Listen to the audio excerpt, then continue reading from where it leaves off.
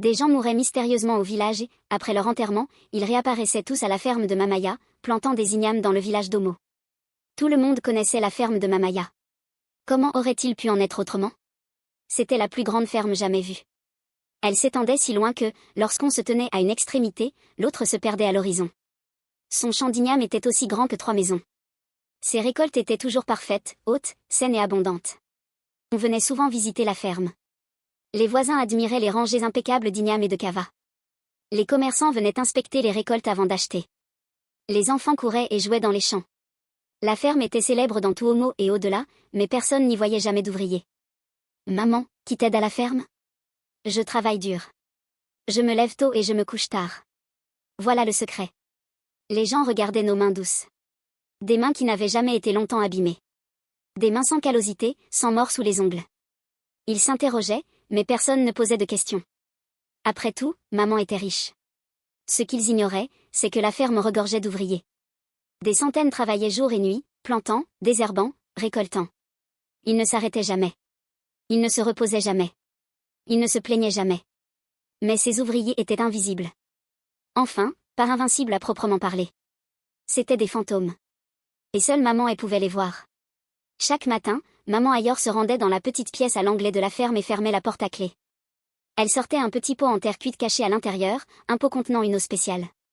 Elle en versait un peu dans son pantalon et s'en lavait le visage. Elle récitait les mots qu'Ororu lui avait enseignés, les yeux qui voient les vivants voient les morts. Les yeux qui voient le jour voient la nuit. Ouvre-toi. Et ses yeux s'ouvraient sur le monde des esprits. Lorsqu'elle arrivait à la ferme, elle les voyait tous, des silhouettes grises marchant dans les champs, la peau comme de la cendre, les yeux vides comme des puits, les mouvements raides et mécaniques, ses manches fantomatiques. Mais pour tous ceux qui visitaient la ferme, les champs semblaient vides, de simples cultures poussant d'elles-mêmes, comme par magie. Pourtant, il n'en a pas toujours été ainsi. Il y a 15 ans, Mama Aigrekohu et son mari étaient les agriculteurs les plus pauvres d'Obama. Si pauvres que les rats entraient dans la cuisine de Mama Aigrekohu et repartaient déçus. Si pauvres que leurs enfants, Aigreko et Kem, portaient des vêtements que même les mendiants refuseraient. Si pauvres que lorsqu'elles traversaient le marché, les autres femmes chuchotaient et se moquaient d'elles. Un soir, après avoir vu ses enfants pleurer de faim, Mama prit une décision. Elle noua ses seuls vêtements en bon état autour de sa taille et s'enfonça dans la forêt où vivait le guérisseur traditionnel. Et notre cœur était plongé dans les ténèbres où même le clair de lune craignait de pénétrer. Je veux être riche. Peu importe le prix. L'oracle a parlé. Tu veux une ferme qui travaille toute seule? Tu veux une richesse inépuisable? Alors il te faut des ouvriers qui ne dorment jamais. Qui ne se plaignent jamais. Qui ne demandent jamais de salaire. Où trouverai-je de tels ouvriers? Tu les formeras toi-même. Écoute bien. Chaque personne que vous souhaitez employer, vous l'appellerez par son nom spirituel à minuit. Sa tête répondra. Au matin, elle sera morte. Morsure de serpent, maladie, accident, peu importe. Après que sa famille l'ait enterré, son esprit s'élèvera et viendra à votre ferme pour y travailler éternellement. Mais les gens ne les verront-ils pas? Les morts existent dans un autre monde. Personne ne peut les voir à moins d'avoir des yeux spirituels. Je vais vous donner une eau spéciale. Chaque matin, lavez-vous le visage avec et vous verrez vos ouvriers. Sans cette eau, même vous ne les verrez pas et personne d'autre ne connaîtra jamais votre secret. Une dernière chose, votre mari posera trop de questions. Utilisez ceci sur lui. Enterrez-le sous sa natte. Cela verrouillera son esprit. Il deviendra votre serviteur, exécutant tous vos ordres sans poser de questions. Il lui tendit une petite calebasse remplie de poudre noire pour appeler l'esprit et un pot en terre cuite rempli d'eau spéciale pour les voir. Maman prit le tout et rentra chez elle. Cette nuit-là, pendant que son mari dormait, elle enterra la pierre noire sous sa natte. Au matin, Baba Aigreco se réveilla différent. Son regard était vitreux, absent, comme s'il voyait le monde à travers de l'eau sale. Baba Ao, lave mes sous-vêtements. Oui, Mama Ayo. Baba Ayo, va cuisiner. Oui, Mama Aigreco. Il ne demanda jamais pourquoi. Il ne refusa jamais. Le sort avait fonctionné. La première personne que Mama tua fut son cousin, Bordu. À minuit pile, Mamayo sortit avec une calebasse de poudre noire. Elle la brûla et murmura, enfant d'Aduk, né sous la pleine lune, je réclame ta tête. Je réclame ta tête. Je réclame ta tête. Je réclame ta tête. Je réclame ta tête.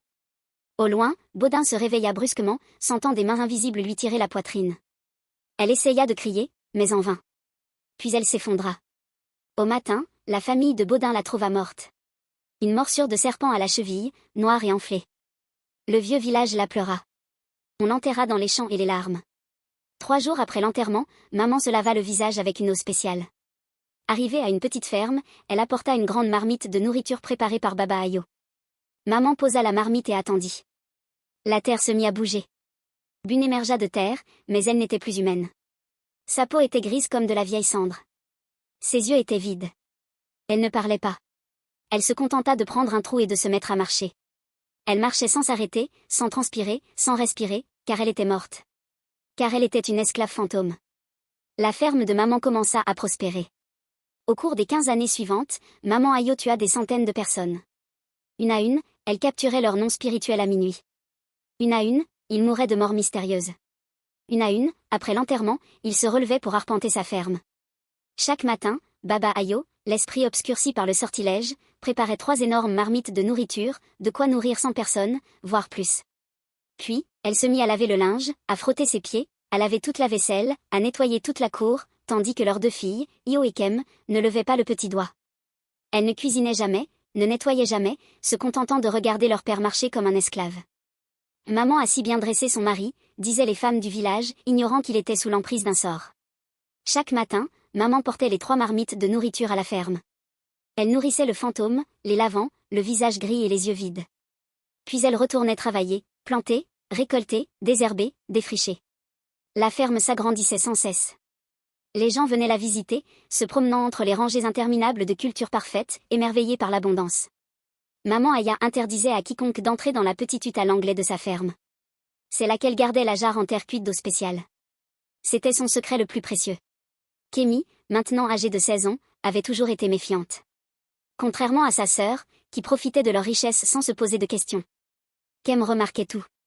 Le regard toujours vide de son père. La façon dont sa mère transportait d'énormes quantités de nourriture jusqu'à une ferme qui, soi-disant, n'avait pas d'ouvriers.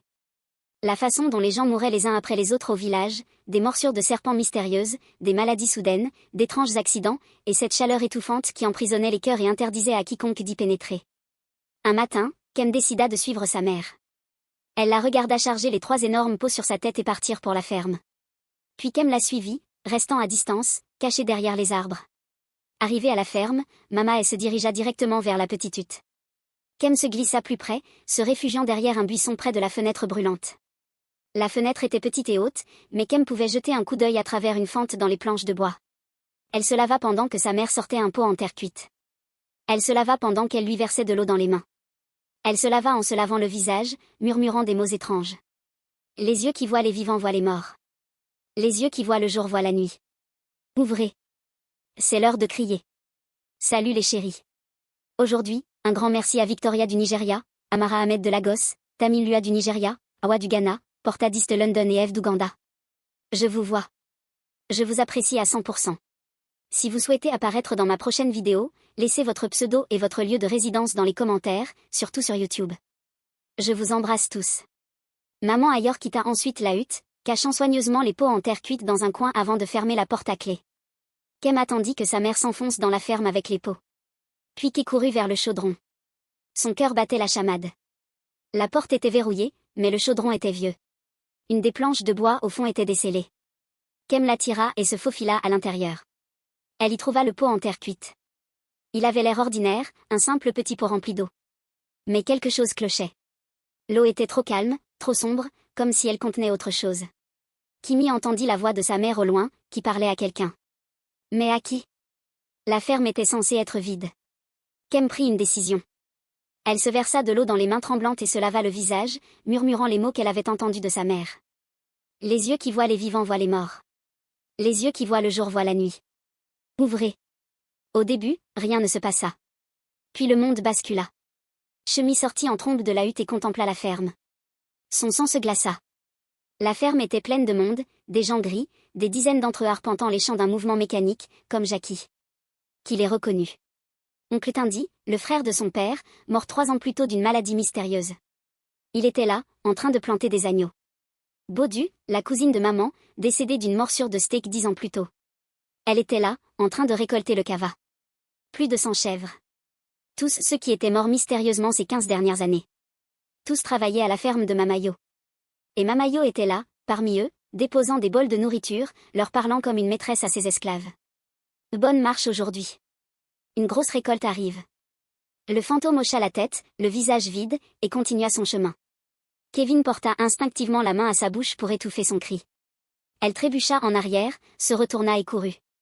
Elle courut jusqu'au village, les poumons en feu, l'esprit en proie à une angoisse terrible. Elle déboucha sur la place du village, haletante. « Au secours! Aidez-moi! Kem, qu'est-ce qui se passe? Ma mère. » Kem avait du mal à respirer. Ma mère tue des gens. Il y a des fantômes, des morts qui errent dans sa ferme. Shem, calme-toi. De quoi tu parles? On connaît tous la ferme de ta mère. Il n'y a personne. C'est parce que tu ne peux pas les voir. Elle a une eau spéciale. Elle l'utilisait pour voir les fantômes. Je l'ai utilisée aussi. Je les ai vus. Tous ceux qui sont morts ne reposent pas en paix. Ils sont esclaves dans la ferme de ma mère. Kimi, c'est impossible. S'il te plaît, crois-moi.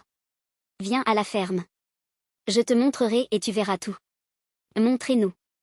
20 villageois suivirent Kem jusqu'à la ferme, parmi lesquels des personnes ayant perdu des proches dans des circonstances mystérieuses au fil des ans. Arrivés sur place, ils contemplèrent la vaste et magnifique ferme, ses cultures parfaites alignées en rangs impeccables, mais ils ne virent rien. Ni rôdeurs, ni fantômes, juste des pas vides. Il n'y a rien ici, qu'est. Quelqu'un dit, attendez. Kem courut vers le petit bassin et en ressortit avec un pot en terre cuite. Utilisez cette eau, dit-elle. Lavez-vous le visage avec et prononcez ces mots, les yeux qui voient les vivants voient les morts. Les yeux qui voient le jour voient la nuit s'ouvrir. Le chef du village s'exécuta le premier. Il se versa de l'eau dans les mains, se lava le visage et prononça les mots. Son visage devint livide. « Oh mon Dieu » murmura-t-il. « Oh mon Dieu, non. »« Que voyez-vous, chef » demanda quelqu'un. « Mon neveu » dit le chef, la voix brisée. « Tindai, il est là, en train de planter des ignames. » Un à un, les villageois se lavèrent le visage avec l'eau. Un à un, ils virent les fantômes. Une femme hurla, « Mon fils. C'est mon fils. Nous l'avons enterré l'an dernier. » La ferme résonna de cris et de hurlements tandis que les gens reconnaissaient leurs proches morts, réduits à l'état de fantômes. Puis maman apparut, portant des pots vides. En voyant la foule, en les voyant tous fixer son fantôme avec des yeux remplis d'horreur, elle se figea. Le chef du village s'avança alors. Son visage était déformé par la rage et le chagrin. « Maman, qu'as-tu fait ?» Maman laissa tomber ses pots. Ils s'écrasèrent au sol. « Je peux expliquer. » Expliquer. La voix d'une femme tremblait de fureur. « Expliquez-moi comment mon fils, mort il y a 2 ans, se tient là, comme votre esclave. » À ce moment précis, dans la cour, quelque chose craqua. La pierre noire enfouie sous la natte de Baba Aya, celle qui avait enchaîné son esprit pendant 15 ans, se brisa soudainement en 2. Baba Aya était en train de déchirer un pot lorsque son esprit se brisa brusquement. C'était comme se réveiller d'un cauchemar de 15 ans. Les souvenirs revinrent en force. Toutes ces années d'esclavage. Toutes ces fois où il avait eu envie de crier, de courir, de se battre, mais qu'il n'avait pas pu, car son esprit était prisonnier d'une cage. « Quoi? Que m'est-il arrivé » murmura-t-il en regardant ses mains. Il laissa tomber sa cuillère et courut vers la ferme, suivant les cris. À la ferme, maman était tombée à genoux, entourée de villageois en colère. « Combien » demanda le chef. « Combien de personnes avez-vous tué ?»« J'ai perdu le compte » murmura maman. Voyez, des larmes coulaient sur son visage. Trop de gens. La foule retint son souffle. J'étais piégée. Une fois que j'ai commencé, je ne pouvais plus m'arrêter. Je devais les nourrir tous les jours, sinon ils me tueraient. Vous avez tué mon fils pour des ignames. Vous l'avez tué pour vendre vos récipients. Vous avez eu accent aigu M1 frère, et ma femme, criant M1 père. La foule regarda devant elle. À ce moment, Baba Aygrekoyu arriva. Son esprit était clair. Il avait tout vu. La ferme, les silhouettes grises. Vous m'avez fait ça pendant 15 ans. Vous avez verrouillé mon esprit. Vous m'avez forcé à laver vos sous-vêtements. À cuisiner pour des fantômes. Je ne pouvais même plus penser par moi-même.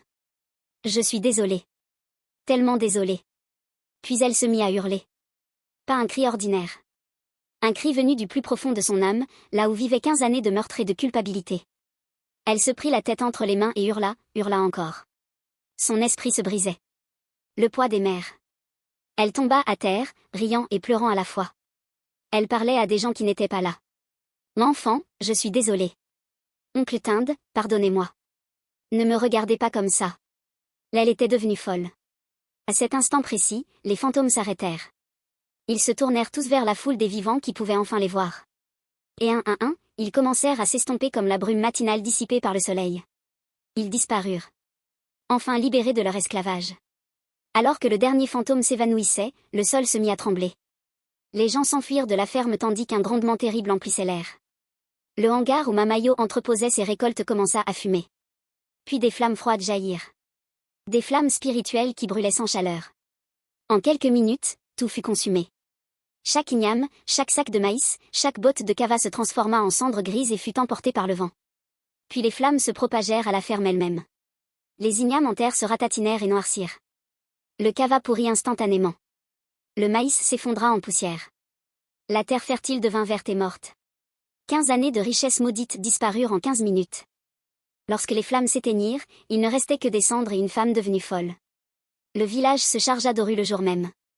Ils le trouvèrent dans sa hutte en forêt et le forcèrent à tout avouer. Puis ils brûlèrent son cœur, détruisirent ses outils et le chassèrent d'Okumosa pour toujours. Mama ne recouvra jamais la raison.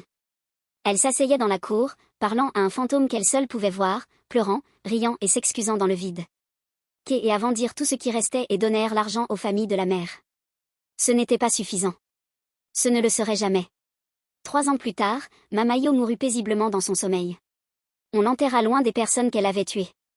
Sur sa tombe, on planta une simple fleur, non par honneur, mais juste pour marquer l'endroit où elle reposait et rappeler à tous ce qui arrive quand on vend des âmes pour de l'argent. Des années plus tard, on raconte encore l'histoire de Mamayo aux enfants qui rêvent trop grand, aux jeunes qui cherchent des raccourcis vers le succès, à tous ceux qui pensent que la richesse vaut n'importe quel prix. La ferme où travaillait le fantôme est toujours là, à Ubush, mais plus rien n'y pousse. La terre est grise et morte. Même les mauvaises herbes refusent d'y pousser. On dit que, par les matins calmes, si l'on se tient au bord de cette ferme morte et que l'on tend l'oreille, on peut encore entendre le bruit des houes frappant le sol. Le bruit des fantômes qui travaillent pour une maîtresse qui s'est détruite en tentant d'échapper à la misère. Certains raccourcis ne mènent qu'à la ruine. Certaines richesses coûtent plus cher que tout ce que l'on possède. Et certains secrets, une fois révélés, réduisent le monde entier en cendres. Fin. Si cette histoire vous a plu et que vous souhaitez en voir plus, abonnez-vous à cette chaîne et activez les notifications en cliquant sur la cloche. Vous pouvez également visionner certaines vidéos ici. Merci d'avoir regardé. Que Dieu vous bénisse.